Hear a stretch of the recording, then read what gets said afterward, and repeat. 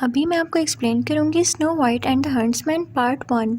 तो मूवी का स्टार्ट एक क्वीन को दिखाते हुए होता है जिसका कोई बेबी नहीं था। वो बर्फबारी में एक रेड रोज के पास जाती है और उसे छूकर प्रे करती है कि काश मेरी एक प्यारी सी बेटी हो जाए, और उसकी प्रे सुन ली जाती है। कुछ टाइम बाद उसके घर एक प्यारी सी बेटी पैदा होती है जिसका नाम वो लोग स्नो वाइट रखते हैं क्योंकि वो स्नो की तरह सफेद थी।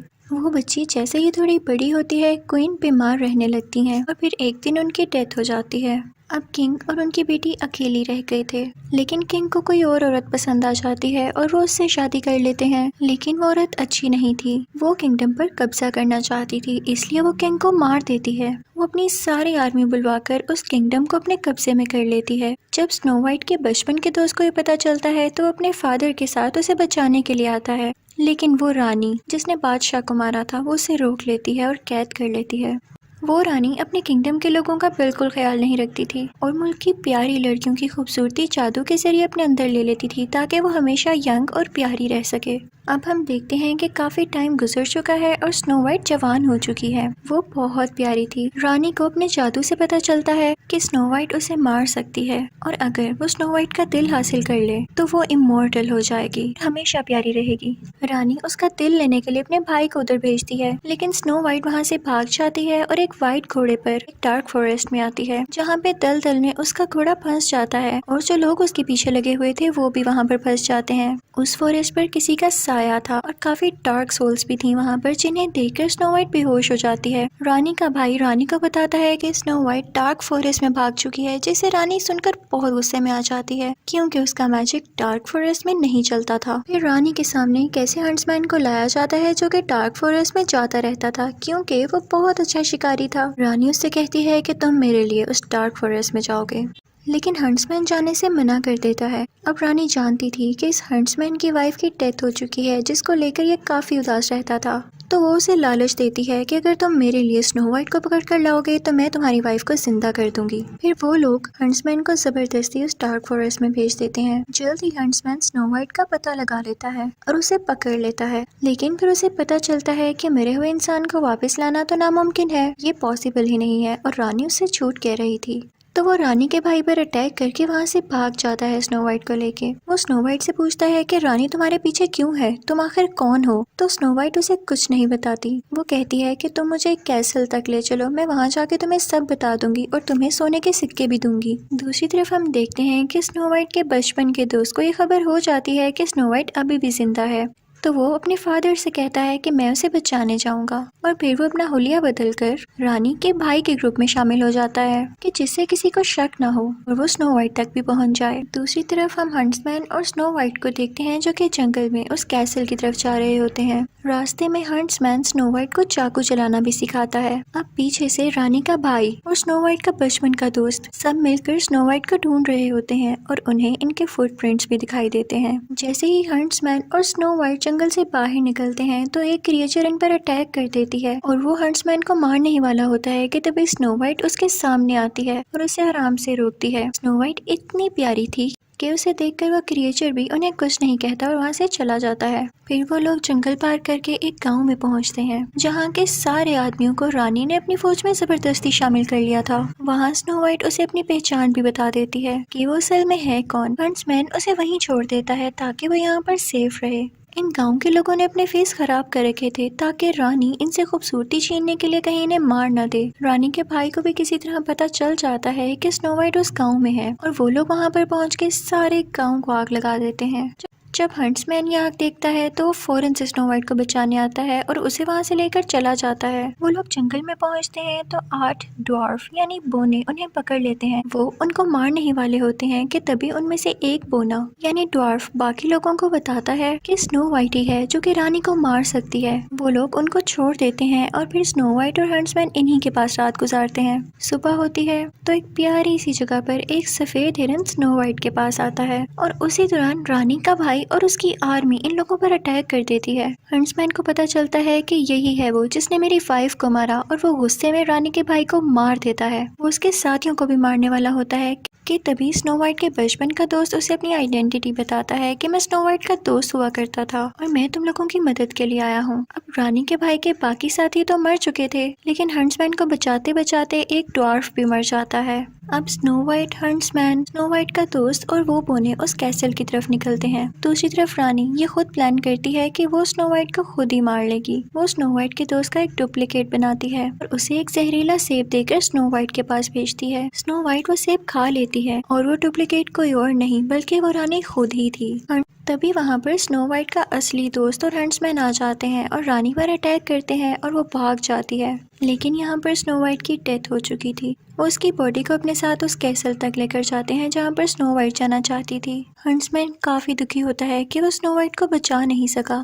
स्नो वाइट की बॉडी उसके सामने पड़ी होती है तो वो उसके पास जाकर रोने लगता है और उसके फेस पर हाथ लगाता है, जिससे स्नो वाइट की आंखों में आंसू आते हैं और वो जिंदा हो जाती है। अब स्नो वाइट डिसाइड करती है कि वो रानी को मार के ही दम लेगी। अगले दिन वो लोग महल जाते हैं रानी पर अटैक करने के लिए। यहाँ पर रानी और स्नो वाइट के दरमियान काफी फाइट होती है। स्नो वाइट की मदद के लिए हंट्समैन और उसका दोस्त भी आते हैं वहाँ पर, लेकिन उन पर रानी की आर्मी अटैक कर देती है। रानी स्नो वाइट को मारने ही वाली होती है कि तभी स्नो वाइट पास पड़ी एक स्वर्ड उठाती है और उसको वो सब तरीके याद आने लगते हैं जो कि हंट्समैन ने उसे सिखाए थे। वो बहुत तरीके से रानी के दिल पर वार करती है, जिससे रानी का खून स्नो वाइट के ऊपर गिरता है। अब रानी की सारी ताकत खत्म हो रही थी, उसका सारा जादू खत्म होने लगता है और वो अपनी असली हालत में आने लगती है, यानी जैसे कि वो बूढ़ी थी वो वैसे ही बन गई थी। स्नो वाइट उससे कहती है कि तुम मेरा दिल कभी नहीं ले सकती थी। अगर ये लिख दिया गया था कि तुम्हारी मौत मेरे हाथों होगी तो देखो आज मैंने ही तुम्हें मार दिया। और इसी के साथ रानी मर जाती है।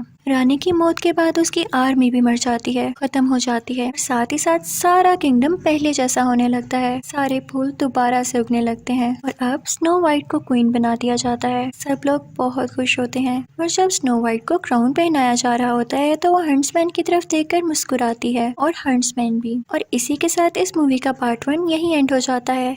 अब मैं आपको एक्सप्लेन करूंगी snow white and the huntsman part 2। इस पार्ट में जो टाइम दिखाया गया है, जो स्टोरी बताई गई है, वो पार्ट 1 से भी पहले की है। यानी जब उस बुरी रानी ने स्नो वाइट के फादर से शादी से पहले भी किसी और किंग को मार दिया था और उसके किंगडम पर कब्जा करके रह रही थी अपनी बहन के साथ। उसकी बहन अपने किसी सर्वेंट के साथ एंगेज थी, लेकिन वो बुरी रानी अपने मैजिक से पता करके उसे बताती है कि वो अच्छा नहीं है, वो तुम्हें धोखा दे देगा। लेकिन फिर भी रानी की बहन कहती है कि मैं उसका इंतजार करूंगी। अब आखिरकार रानी की बहन की बेटी पैदा होती है। उसको उसी सर्वेंट का लेटर आता है कि नीचे ग्राउंड में आओ, हम भागकर शादी कर लेते हैं। रानी की बहन सोचती है कि मैं उससे शादी करके अपनी बेटी के पास वापस आ जाऊंगी, तो वो अपनी बेटी को ऊपर उसी रूम में छोड़कर नीचे ग्राउंड में आती है, लेकिन देखती है कि उसकी बेटी के रूम में आग लगी हुई है। वो भाग कर उस रूम में वापस जाती है तो देखती है कि वही सर्वेंट जो कि उसकी बेटी का बाप था, उसने उस पूरे रूम में आग लगा दी है और वो कहता है कि मैं नहीं चाहता था कि हमारी बेटी इस दुनिया में आए। रानी की बहन रोने लगती है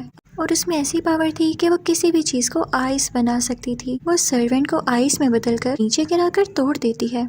रानी की बहन जिसका नाम फ्रेया था, वो रानी को और वो किंगडम छोड़ के कहीं और आ जाती है और वहाँ पर अपना आइस किंगडम बना लेती है। उसने वहाँ पर हर चीज बर्फ से बना रखी थी और सब उसको आइस क्वीन के नाम से जानने लगे थे। वो उस जगह के सारे बड़े लोगों को मारकर उनके बच्चे अपने कैसल में ले आती है ताकि उनकी ट्रेनिंग करके उन्हें हंट्समैन बना सके। वो उनसे कहती है कि तुम लोग बड़े हो भी जाओ तो कभी किसी से प्यार नहीं करोगे।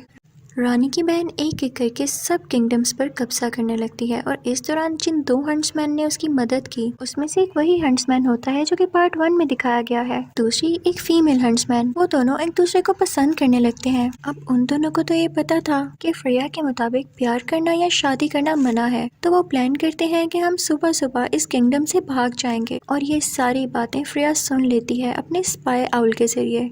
जैसे ही सुबह होती है बाकी हंट्समैन उन दोनों को घेर लेते हैं। फ्रेया कहती है कि अगर तुम लोग मिलना ही चाहते हो तो इन सब हंट्समैन को मार गिराओ, अगर तुम इन्हें हरा सके तो तुम लोग जा सकते हो। अब क्योंकि वो काफी स्ट्रॉन्ग हंट्समैन थे दोनों, तो वो सब हंट्समैन को अटैक करते जाते हैं, लेकिन फ्रेया से ये बर्दाश्त नहीं होता। उनके दरमियान आइस की एक दीवार बना देती है जिसकी दूसरी तरफ से उस फीमेल हंट्समैन पर कोई और हंट्समैन अटैक कर देता है और वो हंट्समैन जो उसे पसंद करता था वो उसे बचा ही नहीं पाता और रोने लगता है कि तभी उस पर अटैक करके भी उसे बेहोश कर दिया जाता है और दरिया में फेंक दिया जाता है। अब सीन चेंज होता है और हम देखते हैं पार्ट 1 के आगे की स्टोरी, जब स्नो वाइट क्वीन बन चुकी है और इस बात को रानी की डेथ को 7 साल गुजर चुके हैं। और हंट्समैन यहाँ से दूर जंगल में जिंदगी गुजारता है। स्नो वाइट का हस्बैंड दो ड्वार्फ के साथ हंट्समैन से मिलने जाता है और उससे कहता है कि मुझे ये लगा था कि रानी के मर जाने के बाद उसका मैजिक काम नहीं करेगा और उसका मैजिकल मिरर जो उसे जिंदा रखता था, उसे जवान रखता था, उसका मैजिक भी खत्म हो जाएगा। लेकिन ऐसा नहीं हुआ। उसको देखने की वजह से स्नो वाइट बीमार रहने लगी थी, इसलिए मैंने उस मिरर को वहाँ पर भेज दिया जहाँ पर उसका मैजिक नहीं चलता। लेकिन मेरे लोग अभी तक वहाँ पहुँच ही नहीं पा रहे, तो क्या तुम इस काम में मेरी मदद करोगे? तो हंट्समैन कहता है कि नहीं, मैं अब कोई काम नहीं करूँगा। उनकी बातें फ्रेया का स्पाई आउल भी सुन रहा होता है। हंट्समैन उस पर अपनी एक्स दे मारता है, जिससे उसे पता चलता है कि बर्फ का आउल फ्रेया का ही है। तो वो स्नो वाइट के हस्बैंड से कहता है कि तुम बॉर्डर पर अपनी आर्मी लेकर जाओ और मैं जा रहा हूँ इन दोनों ड्वार्फ के साथ फ्रेया के किंगडम, ताकि उसे वो मिरर न मिल सके। हंट्समैन जब रास्ते में जा रहा होता है तो उसे वही लोग मिलते हैं जो कि स्नो वाइट के हस्बैंड ने उस मिरर को ढूंढने के लिए भेजे थे, और वो मरे होते हैं अपने ही एरोस से, और ये उस मिरर नहीं करवाया होता है, लेकिन किसी एक में किसी दूसरी आर्मी का एरो होता है। तो हंट्समैन समझ जाता है कि यहाँ पर कोई और भी आया था। फिर वो तीनों थककर एक जगह पर आराम करते हैं और तभी वहाँ पर फ्रेया की आर्मी के 3 हंट्समैन आ जाते हैं, जो स्नो वाइट के हंट्समैन पर अटैक करने लगते हैं और उसे नीचे गिराकर मारने ही वाले होते हैं। तभी एक शैडो आकर उसे बचा लेता है, और वो शैडो कोई और नहीं बल्कि वही फीमेल हंट्समैन थी जिसे ये हंट्समैन पसंद किया करता था।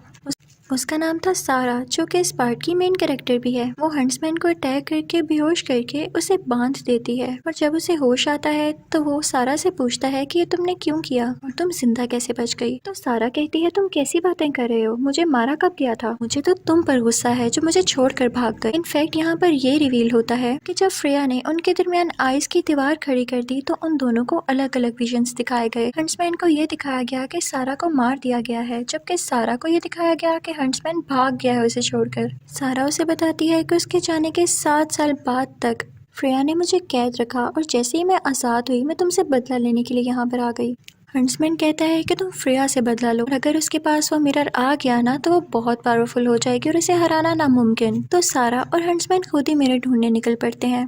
रास्ते में उन्हें 2 फीमेल ड्वार्फ्स मिलती हैं जो उनसे कहती हैं कि हम तुम्हें मिरर तक लेकर जा सकते हैं, लेकिन वहाँ पर जो और कीमती सामान होगा वो सारा इकट्ठा करके तुम हमें दोगे। तो हंट्समैन हंसता है और मान जाता है। अब वो लोग वहाँ पर पहुँच जाते हैं जहाँ पर वो मिरर था, लेकिन वहाँ पर कुछ क्रिएचर्स भी होते हैं जो उन पर अटैक करने लगते हैं। हंट्समैन उनसे लड़ता है और सारा से कहता है कि ड्वार्फ के साथ ये मिरर लेकर भाग जाओ। हंट्समैन उस क्रिएचर को मार गिराता है, और इसी दौरान सारा हंट्समैन के गले में देखती है। उसके गले में वही नेकलेस होता है जो कि उसने उसे पहनाया था, ये बताते हुए कि वो उससे प्यार करती है। तो ये देखकर वो कन्विंस हो जाती है कि ये मुझे वाकई नहीं भूला। इसी वक्त और भी बहुत सारे क्रिएचर्स वहाँ पर आ जाते हैं। वो लोग भाग जाते हैं और एक ब्रिज पर पहुँचते हैं, जिसे क्रॉस करके वो लोग सेफली दूसरी तरफ पहुंचने वाले थे, लेकिन उनके पीछे पीछे वो क्रिएचर्स भी पड़ चुके थे। तो हंट्समैन सारा से कहता है कि तुम जाओ उन ड्वार्फ्स के पास जाओ, मैं इन्हें मार कर आ जाऊंगा, और वो ब्रिज तोड़ देता है। सारा एक एरो पर फायर लगाकर उन पर अटैक करती है, जिसकी वजह से सारे क्रिएचर्स को आग लग जाती है, क्योंकि उनका ब्लड एक फ्यूल की तरह था। उन लोगों को उन जलते हुए क्रिएचर्स के दरमियान हंट्समैन कहीं पर भी नहीं दिखाई देता, तो वो समझते हैं कि वो मर चुका है। सारा काफी उदास हो जाती है कि तभी हंट्समैन की एंट्री होती है।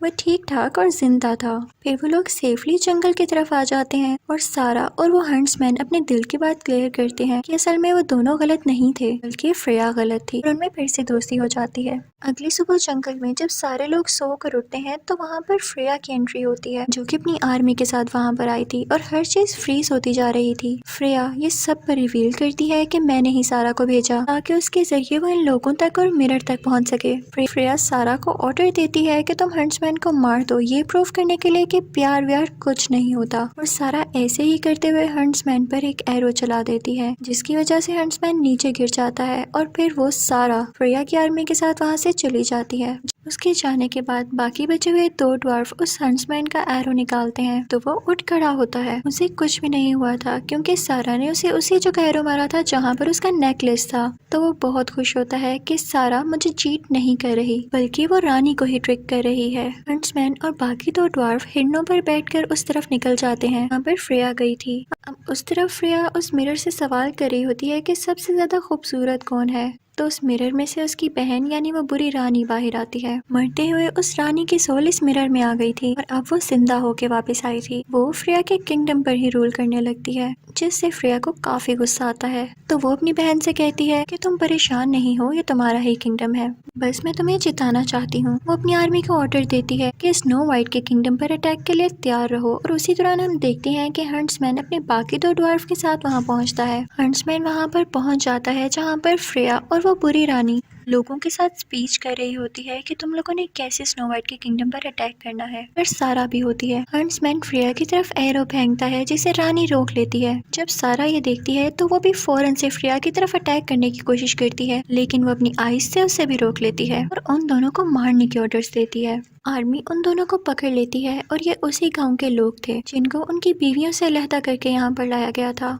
हंट्समैन उनसे कहता है कि फ्रेया सिर्फ अपने मकसद के लिए तुम लोगों को यूज कर रही है, तुम्हारी फैमिली से अलग करके। तुम्हें ये बात समझ क्यों नहीं आती? जब वो आदमी उन्हें मारने वाला होता है तो वो उन्हें मारने की बजाय उनकी चेन पर स्वर्ड मारता है, जिनसे उनकी चेन टूट जाती है और वो आजाद हो जाते हैं। लेकिन इस वजह से उन लोगों को भी पकड़ लिया जाता है जो कि उनका साथ देना चाहते थे। रानी उन सब लोगों को मारने लगती है, लेकिन तभी फ्रेया के दिल में ममता जागती है। उसे अपनी खोई हुई बेटी याद आने लगती है और उसे याद आता है कि इनमें ऐसे भी लोग हैं जिनको मैंने पालकर बड़ा किया है, ऐसे बच्चे जिनको मैंने ट्रेनिंग दी है। उसे लगता है कि सारे उसी के बच्चे हैं, तो वो उन्हें बचाने के लिए आइस की एक वॉल बना देती है। उसकी ये हरकत देख के वो बुरी रानी ये रिवील करती है कि जैसे तुमने शीशे से सवाल किया ना कि सबसे ज्यादा खूबसूरत कौन होगा, तो उसने मेरा नाम लिया। लेकिन जब तुम्हारी बेटी पैदा हुई और मैंने शीशे से सवाल पूछा कि सबसे ज्यादा खूबसूरत कौन होगा, तो उसने तुम्हारी बेटी का नाम लिया। जिससे सुनकर मुझे बहुत गुस्सा आया कि कोई मेरे से ज्यादा खूबसूरत कैसे हो सकता है। तो मैंने तुम्हारी बेटी के फादर यानी तुम्हारे सर्वेंट को पोजेस कर दिया अपने मैजिक से कि वो तुम्हारी बेटी को मार दे, और मैंने तुम्हारे दिल को भी आइस कर दिया ताकि तुम भी जालिम बन जाओ।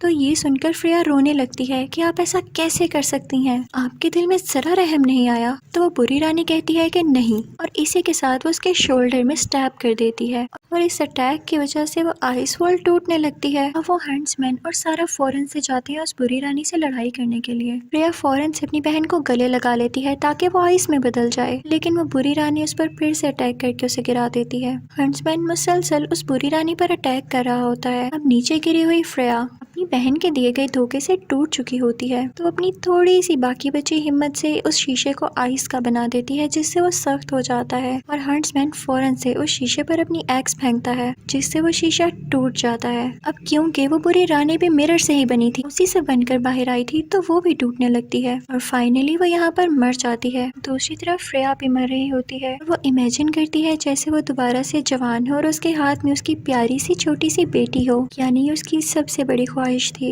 कि उसकी बेटी आज उसके पास होती। यहाँ पर सारा और वो हंट्समैन भी मिल जाते हैं और फ्रेया उन दोनों को उदास आंखों से देखते हुए मर जाती है। फ्रेया के मरते ही सब जमे हुए लोग मेल्ट होने लगते हैं और खुशी खुशी सारे लोग बाहर आ जाते हैं, जिनमें सारा और हंट्समैन भी थे। और बस यहीं पर ये मूवी भी एंड हो जाती है।